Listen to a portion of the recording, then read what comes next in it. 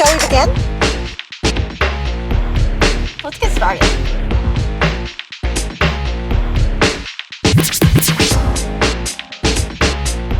Hey, Mom, can I have $20? I gave you $20 yesterday.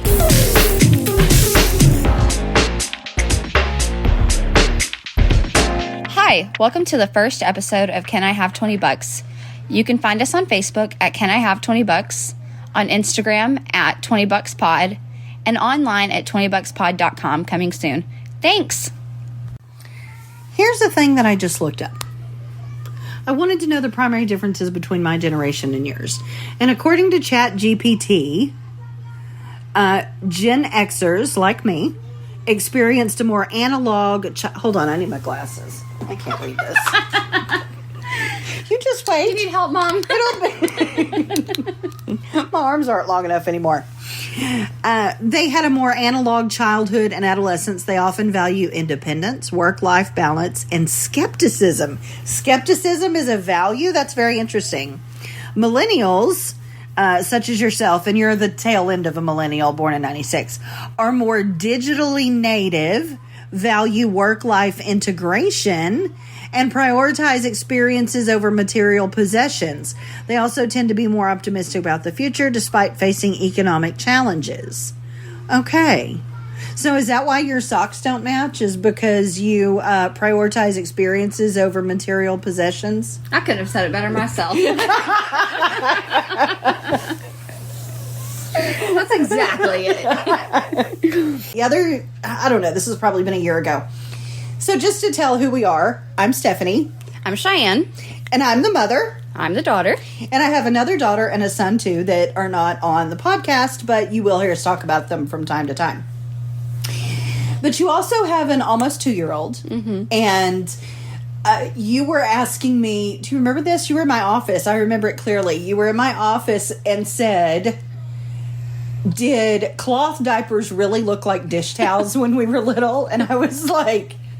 Well, yeah, like a flour sack towel. You know, they weren't fuzzy or whatever.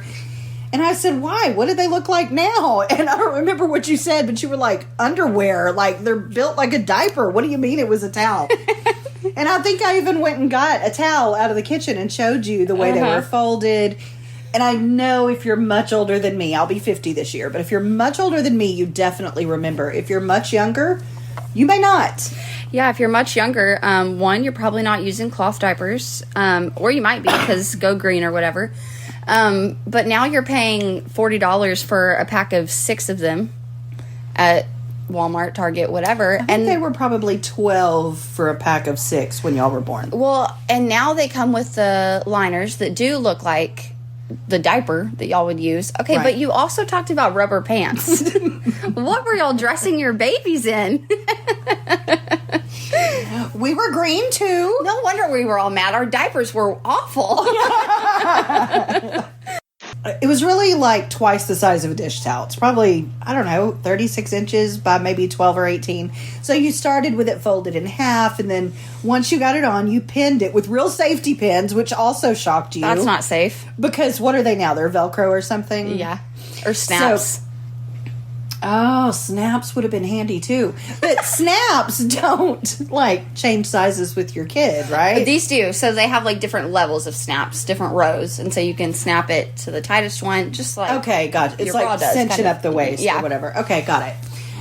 You had to actually pin it on with a big safety pin that was, like, 2 inches long and usually had a duck or... something on it instead of just the silver, because heaven forbid we just put the babies in silver. But yeah, you did that. But if the child peed in that, it's just like having a towel wrapped around them. Yes. It's gonna come out. So you put on the rubber pants, which I think were actually rubber. They may have been plastic, may have been latex, I don't know. But they had little elastic legs and waist. They were like, bloomers, like baggy panties that just went over so things didn't leak out. Well, what I picture is like the plastic that's on a waterproof child's mattress, like a crib mattress. Oh, yeah, that's what it was.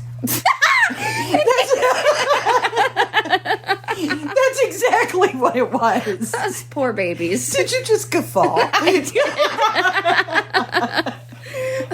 Okay, that's why I have a good baby. She's comfortable. That might be part of those 82 cents a piece Pampers are good. And they're getting expensive, so. Oh, my word, I know. But fortunately, as they get more expensive, the child is getting older and using fewer of them. It's not, I mean... Oh, yeah, we're those potty first training weeks? this week. Remember that first week when you were going through so many, like, in a day or whatever? It's like, oh, my God, I don't do anything but feed the baby and change the baby. Yeah, yeah.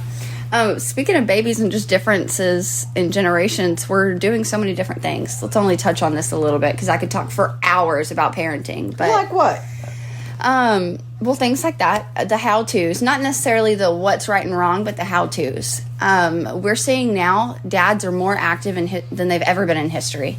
Excuse me, your husband called you a few minutes ago to fuss at you because your daughter had a poopy diaper after you said she wouldn't. That's true. That's true. But he's very involved. He is very involved. He doesn't like a poopy diaper, and I don't blame him. I don't either. But he is with her every chance he gets, and that didn't used to be the case. Your dad probably wasn't that way.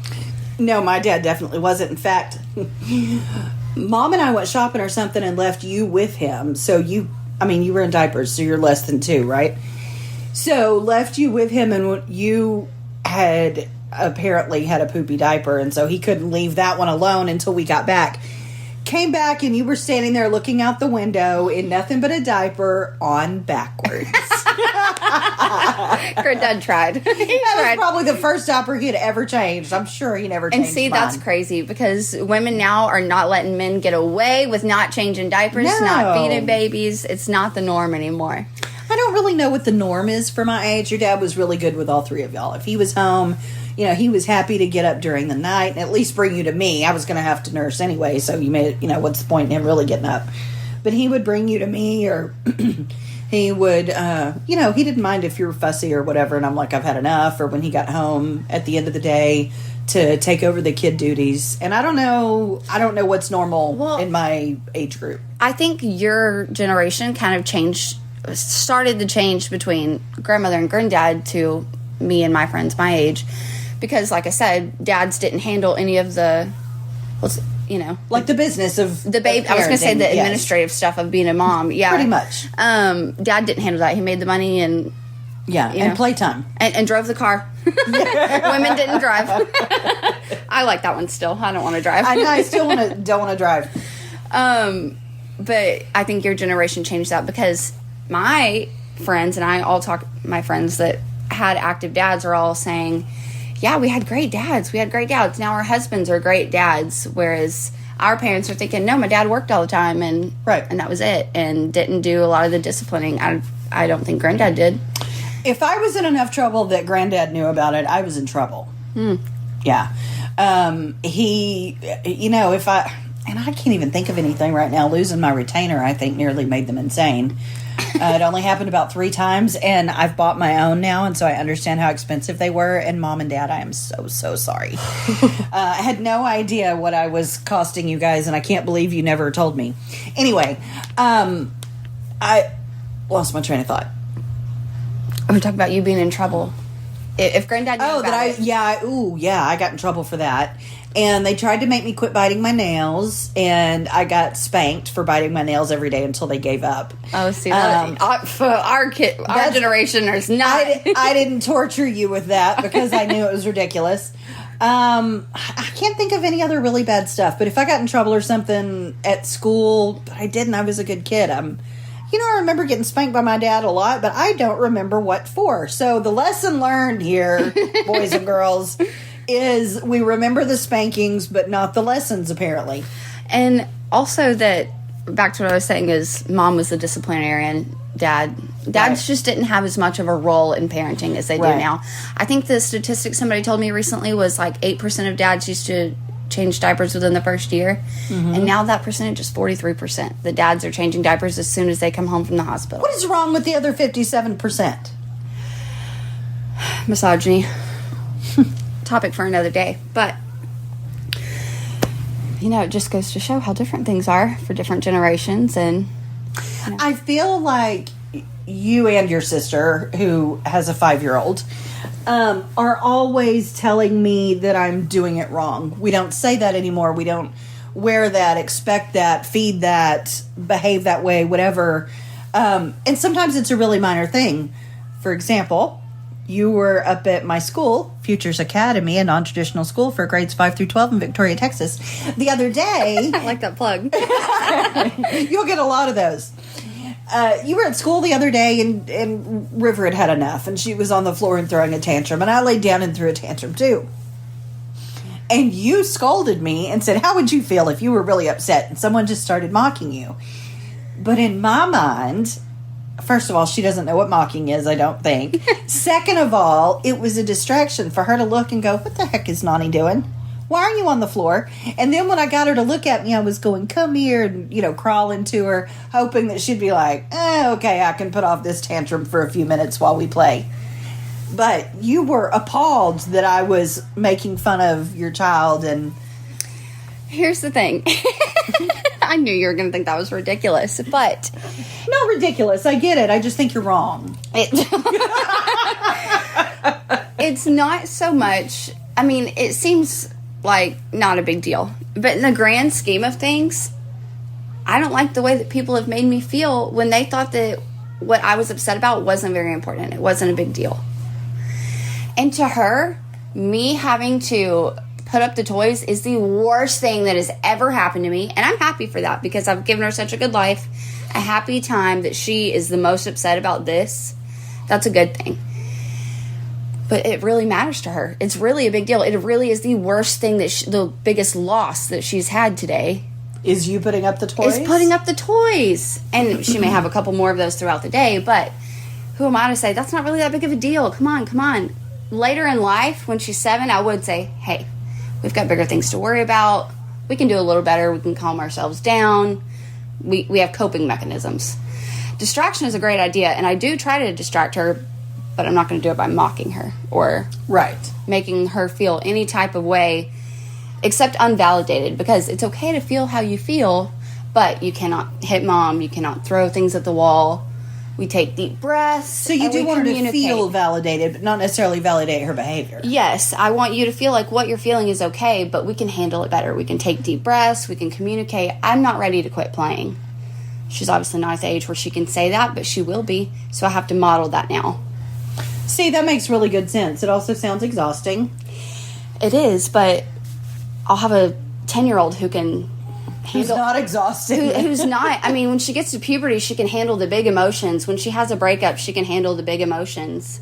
So how late is too late to start with my kids? Remember, my youngest is 24. Is that too late? You can always retrain this. You can. I don't think that's possible. And there's a little part of me that feels like I need to really define validate for my generation, because we don't give a damn about validation. I don't need your validation. I mean, Gen X is really a thing. And I think it's kind of silly to blame things on our generations. But I think you sent me a video, or I had seen it the other day, about how you don't mess with Gen X. Like, we did all these things. We drank out of water fountains. We ran loose. We were the last feral generation. And now it still shows at our age. And validation just wasn't important. So even our values of what we want in behavior, in life, in things from other people changes from generation to the next. And I think that's part of where us old fogies get thrown off. I also think you were raised by a generation who were part of the Great Depression, wars, a lot of things that were hard on our planet. And so I don't care about your feelings. We have stuff to do. Pull up your bootstraps kind of thing. You were raised by those people. Yes. So it only makes sense that it's a generational thing. Right. But look where that's gotten us. We're not in a great world. It's getting worse. The crime is worse. Our social issues are worse. Our politics are worse. We're degressing. What is it? Regressing. We're going backwards. Well, I was like, it's not progressing. We're regressing. We're congressing. That's the... No. I'm so confused. No, it's... We're going backwards, yeah. It's the joke that if it's the opposite of progress, it's Congress. That's good. But, so we've got to do a fix. And if we can all handle our emotions instead of getting on Facebook and being ugly and yelling at the lady in the grocery store and pulling a gun on the cop. If we can handle our emotions and raise a generation that can do better, maybe we can stop all of that. I think every generation fears that the one that comes after them is the one that's going to ruin everything. It's finally all going to pot because the next generation is not smart. They don't know how to act. And I know that they said that about my generation. You know, the old people were like, oh my gosh, you people are going to be the leaders of the free world one day. And what is it going to look like? Well, and she gestures broadly towards the map of the United States. And I think we say that to you too. You know, and I actually even fear for the generation after yours, which is being raised in a digital world truly, where you only exist on that world, in some cases, and you're learning on that world, and you argue on that world, and it's oh man, I'm watching it happen, and it's terrifying. That's very interesting, especially for you, because I was talking about this earlier when it was just us.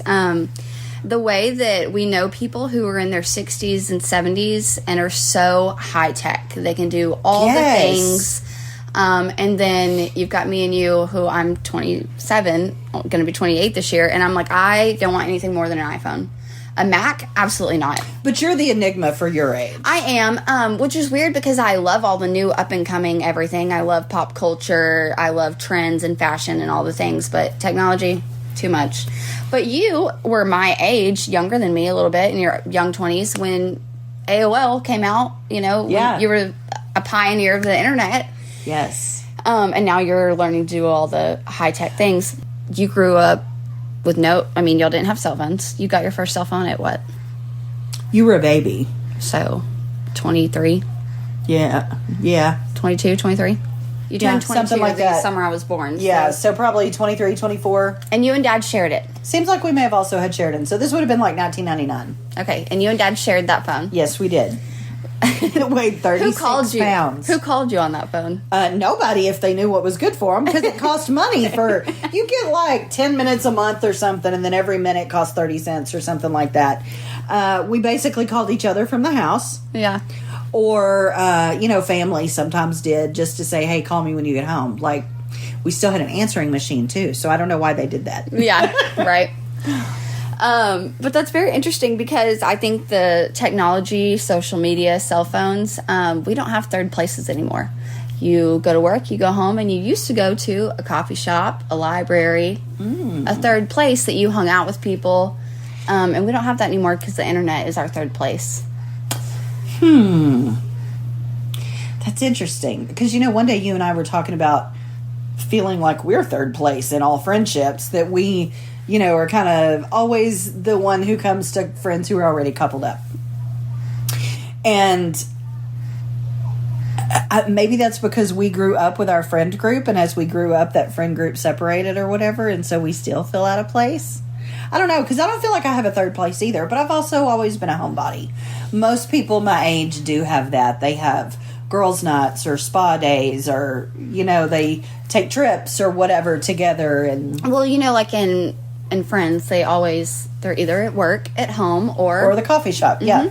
And if you need to find Joey, you can always go to one of those three places and he'll be there. Right. And everybody is like that. And now, like I said, the internet is kind of that third place. And that is a scary thing to think. Our whole world there's actually just now two worlds. You're online, and then you're in real life. And so what is the effect of that? Well, we're growing. I mean, it's interesting to see what it's done for my generation, who got on the internet at 11, 12. I remember I've told you before about how I was on MySpace when I shouldn't have been, and I covered up the screen when you walked in the room. Like, that wasn't a big tell. I think I was in 6th grade, so I was 12. 11, 12, yeah. And that's a long time to be on the internet chronically. And they have a saying now that if, when somebody's like, get real, in a TikTok comment, they say, go touch grass. And that means, yes, get out there and feel the world. Join the real world. You know, it was funny at the beginning of the pandemic. I remember seeing those things too. Like, go out and talk to humans after it was kind of over, you know. Go out and talk to people. But also, when you were at home and it was like these people on the couch with you, that's your family. You should meet them face to face. They talk. Because we only know anybody digitally anymore. Yeah. Whereas I don't have that so much. I embraced texting early so I didn't have to talk to people. But, like, my mother at 70-something has, you know, finally realized, if you want to talk to Stephanie, text her, because she's never available, air quotes, when somebody calls. I know that she has said, well, you're never available. Which is so funny, because your voicemail says, hi, this is Stephanie, I'm not available. That's what I'm doing is none of your business, but I'm not answering the phone. That is such another interesting about our generation is now that we're all on the internet, we're rude because my husband will call his mom and then make a joke about her voicemail too. Like it goes, hi, this is Krista, and he clicks and goes, he'll hang up and go, hi, this is Krista, and do the whole thing. And I've done weirdos listening to our outgoing message for. We've called and not gotten an answer so many times that we know it. And if I call one of my friends, it says, this person has a voicemail box. It's not been set up. And Caitlin has had that number since she was 10. And like, what do you mean you don't have a voicemail? I need to say more words than I want to text. Yeah. Why don't you have a voicemail? Yeah. Oh, my goodness. And another thing, too, about that is you used to leave a polite voicemail.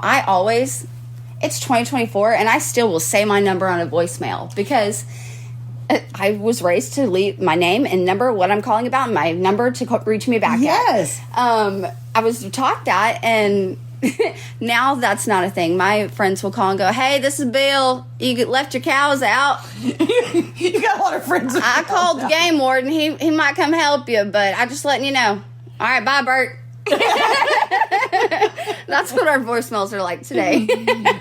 Oh, gosh, that's funny. And I get texts and stuff like that, too, that are, did you find it? Or whatever, you know, just a random. Who is this and what are we talking about? You know, you don't do those things in real life. No, that would be, most stuff that we do on social media would be weird in real life. Yeah, and that creates a whole set of issues that's for another day, too. That's true. But you said that your generation is rude because they don't have to be face-to-face and because we are abrupt and things like that. And I think ours is, too, but only if we're pushed first. Which is interesting because in person, I think our generation is so polite. We are always scolding older people. The hell you are. Have you gotten customer service anywhere in the last 10 years? No, but I know how the people in customer service feel. And so I'm going to be polite. We're always scolding the old people for not tipping. You know, I've worked in a restaurant where an old man was mad that I didn't laugh at the joke he made it to me. And sir, I don't think you're funny. I'm sorry. Here's your soup. They just, you know, expect perfection, and it's almost an entitlement. We expect competence. I'm paying you for competence, not perfection. Competence is different than, you know. And I'm not going to say that some people aren't that way, and I know women are worse than men for the most part. And I understand, you know, it's not the way we would do it, therefore it's not perfect or whatever. And I hate that some people are ugly because most of us have worked in some form of service at some point and understand what it was like. But for a lot of us, that was a really long time ago. And I've forgotten how the world has changed, yada, yada, yada. We do all those kind of things a lot. Yeah. But that y'all aren't as polite as we are, and I don't know that we were then either. I was forever in trouble for, you know, sassing my mother and talking back and that kind of stuff. And to this day, I don't remember talking back. I never thought I was talking back. Me either. So, you know, maybe that's just everybody. Me neither. Do I need to tackle you off this chair again? That's a story for another day. Yeah. So back to generations thinking that the next one's going to be worse and worse and worse. Yes. I hope that our generation is making a change that we're not worried about that. In fact, we're all saying, hey, let's do better. You know, my friend group, we're you should be able to check your friends and it not end your friendship. You should be able to say, hey, I don't think you're being a great parent. Right. And your friends should go, okay, cool, help me out. We're also all about the village, and I think that that's something that is different over the generations too. It is, because when I was raising kids, that was a very liberal thinking way. I always accepted that because I thought the village was the family. I didn't consider my friends as people who helped raise my kids, but you probably did. Some of my friends that were involved in your life enough that you felt like they were family or whatever, and other moms. We wouldn't do that. Yeah. And it's not so much, I mean, the thinking behind the village used to be somebody should teach your kid this and teach your kid this and teach your kid this. And now we're not designating those things necessarily, but if I get off work late, Caitlin can pick up my kid from school, and if they have a talk about something emotional that I wasn't there for, that's cool, you know. I wouldn't be friends with those people if I didn't think that they would love my children or want my children to grow the way I do. And so now you kind of expect that.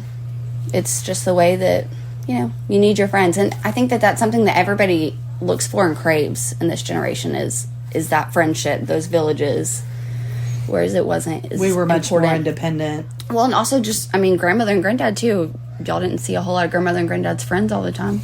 Okay, so those conversations across generations, and we do hope to bring in some student voices and also some people even older generations than me. We would love to get 5 generations across our show at different times, and maybe even all at once. That would be really cool. But opening that doorway to communication and just with a humorous and open-minded look at how the next generation and the previous generation did and does the things that they do. That's what we're here for. Thank y'all for tuning in. This has been a good episode, a good talk, and lots of things to come.